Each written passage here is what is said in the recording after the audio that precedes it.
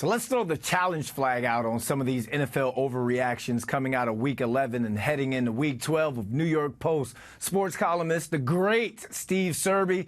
As you guys know, this is how we do it. I call out the overreaction, and Serby either agrees or he throws out the challenge flag or some version of a challenge flag. What do we have today, Serby? Thanks for joining us. We do have a challenge towel. All right. I like it. Nice. I'm not going to say compliments of Marriott because I don't want anybody to think that I swiped this, but no comment, no further comment. All right. It's not the Marriott. I'm thinking the Jalen Hyatt, and I'm saying that because we'll start with the New York Giants. Tommy DeVito went down to the nation's capital and he beat up on the Commanders. And for that, the first overreaction is Tommy DeVito will be the Giants starter Week 1 of next year. Boy, wouldn't that be something? A lot of Giant fans right now would jump on that bandwagon in a second, especially those from Cedar Grove, New Jersey, and Don Bosco Prep, and anyone who loves chicken parm or chicken cutlet. But look, money talks in the NFL. Daniel Jones will return as the Week 1 starter. I'm hoping Tommy DeVito has a spot. Hope he wins a place in the hearts of Brian Daboll and John Mara and Joe Shane. But Daniel Jones was just signed to that 4-year, $160 million contract. He will be healthy, ready to go for Week 1 of next year. And what I'd like to see the Giants do also, though, as insurance, is draft a quarterback because they're going to have a high pick now. It's number 5 right now, but there are plenty of quarterbacks who should catch Joe Shane's eye, and the Giants will need an elite quarterback prospect as insurance for Daniel Jones, who has had difficulty staying on the field. But I want Mr. DeVito on the team next year. And I believe if he keeps doing what he did against the Commanders, if he keeps impressing with his swag and his moxie, he should be on the team. Well, you threw me off there, Serby. I thought you were going to say Tyrod Taylor would be the Week 1 starter. I didn't think Daniel Jones would be back for Week 1, but that guy, he does work hard. And I think he will. But did I throw the flag, by the way? No, you did not. No, you did not. Well, go ahead. Oh, I'm sorry about that. The flag, there it is. There we go. All right. He will not be the Week 1 starter. All right. I got another one for you. The Jets will select a quarterback in the first round. The Jets, as the Giants, should draft one. We know Aaron Rodgers wants to come back this year. That would be a miracle if he does. He'll be 40 years old when next season begins. You know, you've got all these quarterback prospects in the college draft. Zach Wilson will not be part of the team next year. They need to develop, like the Giants, an elite quarterback prospect. Of course, they need offensive line help as well, but there's no guarantee Aaron Rodgers will be able to stay on the field next season, as we learned this season. So draft a quarterback. Yes, I will not throw the flag on that one. All right. Last but not least, 2 teams taking the AFC by storm by 2 different ways. The Texans and the Denver Broncos will make the playoffs this season.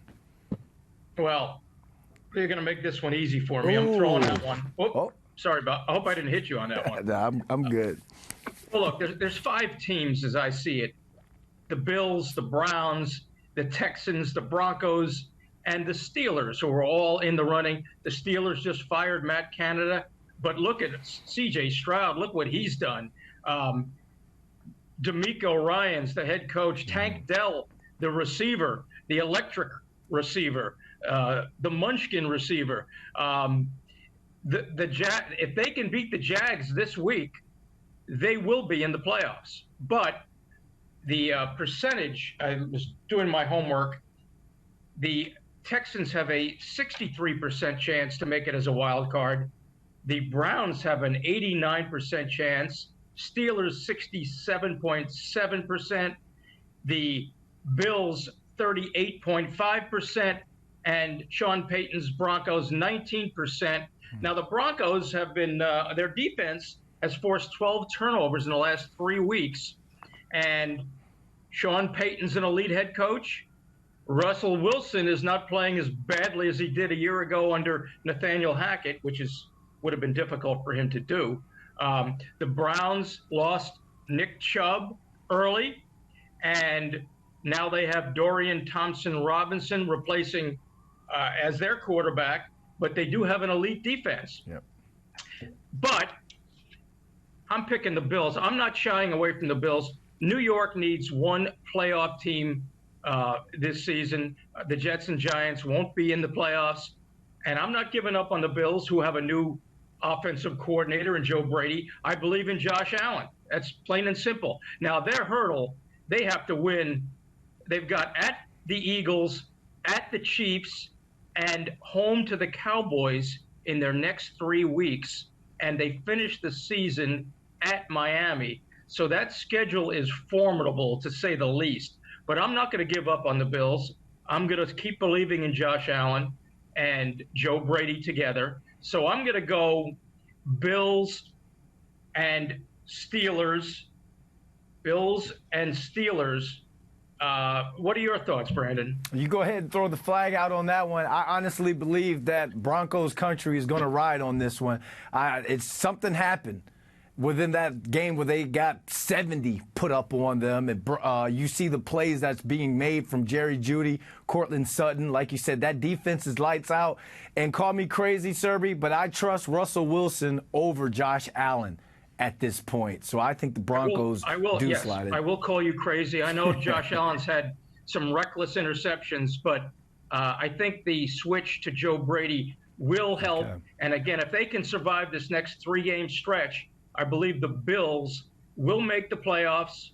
The Steelers, I believe, will squeak in, and that's 2. Now, who's the third?